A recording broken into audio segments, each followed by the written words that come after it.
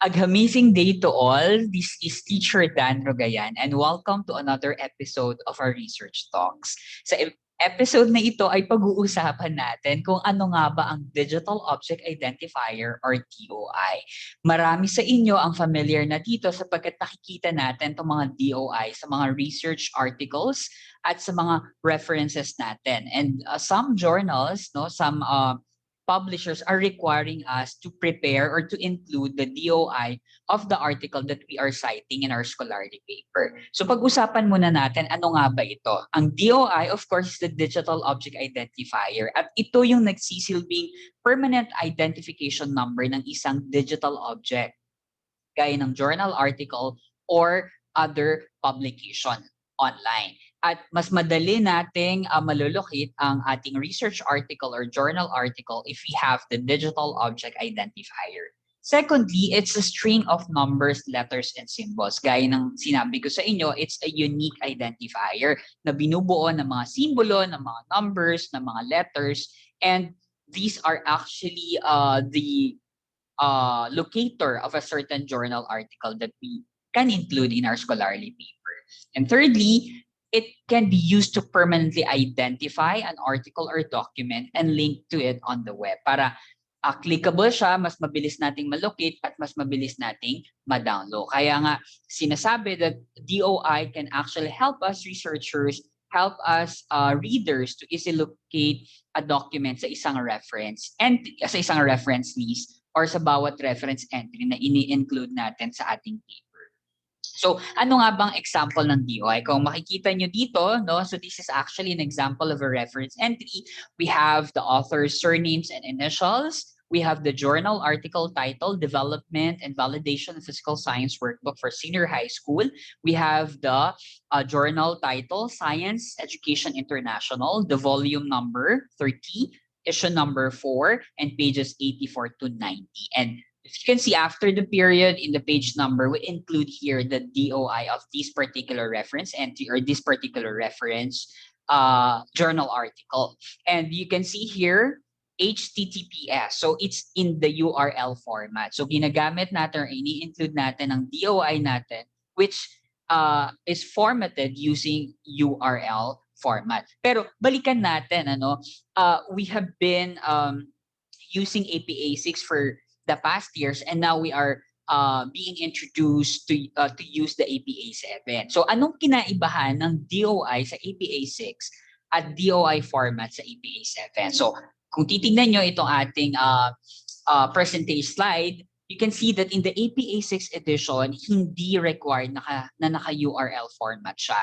So kung titignan nyo yung DOI dito, nakalagay lang small case, DOI, then colon without space, and then yung identifier number na yung Digital Object Identifier, which starts with 10.46328/IGTE.v3i2.28. So kung mapapansin nyo dito, wala siyang URL format or URL or link. But on the other hand, sa APA7, makikita nyo na naka-URL format na siya. https://doi.org and then yung identifier. So in the APA6 edition, it's not formatted using the URL format, but for APA7 edition, kailangan ay naka-URL yung format ng ating DOI. So that's one key change ng APA7. Tama naman, kasi kapag clinic mo nga naman itong URL format na to, mabilis nating malulocate yung article.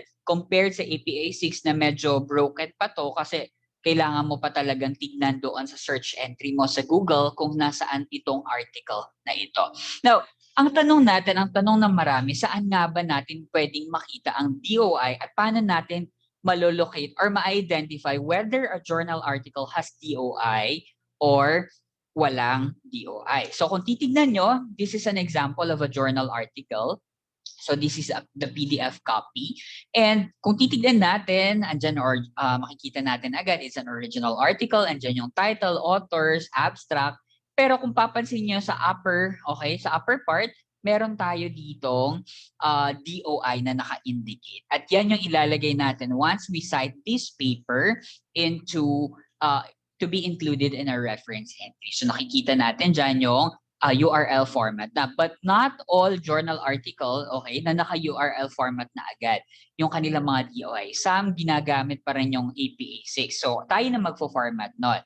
And para hindi tayo magkamali kung tama nga ba yung URL na ilalagay natin sa DOI natin, okay, tulad nito, kung papansin niyo naka-HTTPS yan compared sa APA6 na nilalagay lang natin yung term na or yung DOI na word, no? So we take note, no, lagi niyong tatandaan na ang DOI ay dapat naka-URL format. And for you to be for you to easily identify that particular URL format, pwede nating i-check at i-verify sa ating Crossref. At ang Crossref, no, kung nakikita nyo dyan, nandyan dyan sa https search.crossref.org. So, tignan natin, no, paano nga ba natin malolocate ang DOI ng isang article using Crossref. Okay? So, this is how the search.crossref.org looks like. So, for example, meron na kayong reference list, no? Naka-ready na yung reference list nyo, and then pinapa-require kayo ng inyong research instructor or research teacher or even the journal na i-include yung mga DOI ng bawat article na sinite nyo, dito natin siya titignan. Again, dito sa Crossref natin titignan nyo. So we will just copy and paste the whole entry. No? Kapag naka-ready naman na yung mga reference ninyo, copy nyo lang yung buong entry. Wag lahat, isa-isa natin itong gagawin. This will be done individually. And then we will paste the title, the author, in that particular search bar. So let's try the Crossref, no? So let me just go to my Crossref. So tignan natin. So for example, nandito na tayo sa Crossref. Ayan, clickable na yung mga yan, no? So dito natin ipipaste yung ating mga research article. Let's identify natin, meron nga bang DOI itong mga article na to. Pero bago natin tignan yan, puntahan muna natin yung naka-ready na nating list of reference. So these are our reference list, for example. So andyan na meron tayong 4 reference entry. So tignan natin muna yung isa. So by the way, lagi nyo tatandaan na ang references should be arranged alphabetically. So the easiest way to do that, punta lang kayo dito sa may AZ, no, to sort that. And then ascending, and then okay na yan, paragraph, then text, then okay nyo na yan. Okay, so ayan na siya, no? Naka-arrange na siya alphabetically. So let's see first the first entry. So copy natin, then punta tayo sa Crossref natin. Sige, tignan natin kung meron.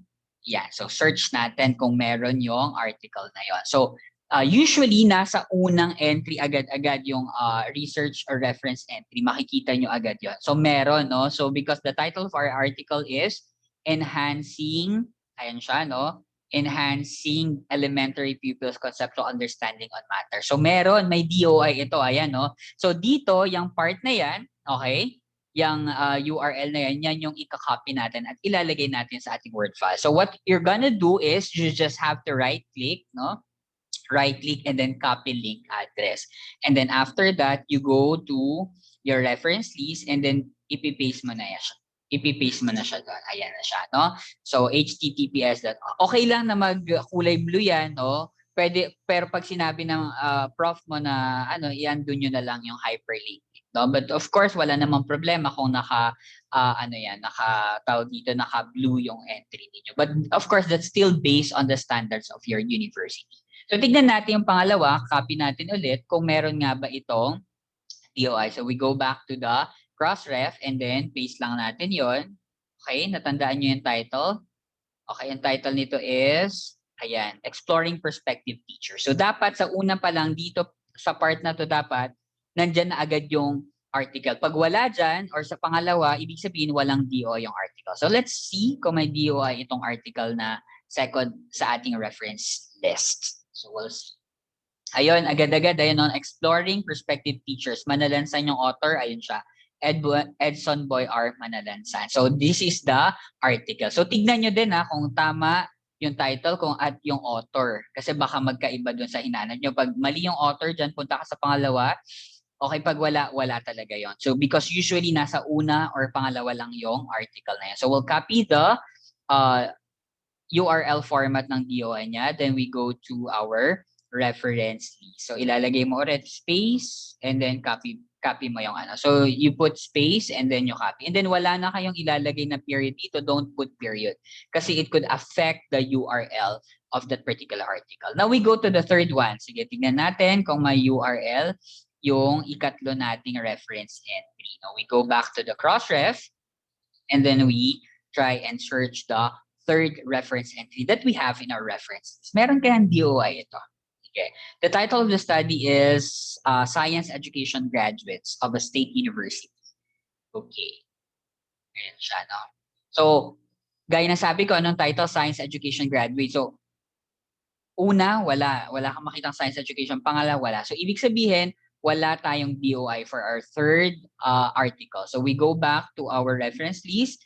Ibig sabihin, skip natin yung wala yung DOI. So, okay lang po ba na walang DOI? Of course, not all articles have DOI, lalo yung mga older articles o yung mga journals na hindi nakasubscribe sa Crossref or walang DOI system doon sa journal, and it's okay, no? So, yung ibang journal ang ginagawa nila, pinapalagay na lang yung URL ng article. But of course, in APA 7, we don't include the URL of a journal article.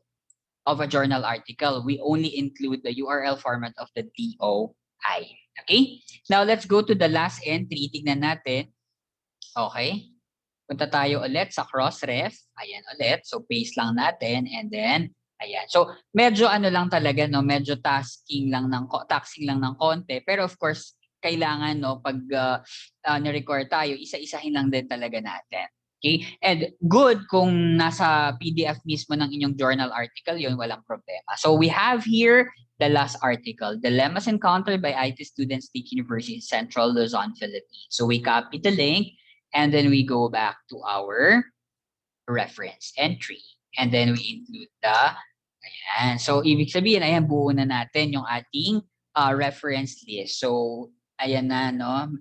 3 out of 4 articles have DOI. So, remember na hindi lahat ng articles ay may Digital Object Identifier, lalo yung mga naunang articles o yung mga articles na na-publish sa journal that are not indexed in Crossref. Okay, now we go back here. So yun lang naman, no, for the Digital Object Identifier. Ang gusto ko lang i-emphasize dito that we have to make sure that the format of the DOI should be in the URL format at hindi na yung dati na DOI tapos colon para clickable at mas madali nating malocate yung mga article. So happy researching and thank you so much for tuning in. Sa susunod na naman po nating pag-uusap regarding research, thesis, and publication. Once again, this is Aghamazing Guro, Teacher Dan Rogayan, saying that let's always enjoy doing research and let's always broaden and expand our knowledge in research, thesis, and publication. Thank you.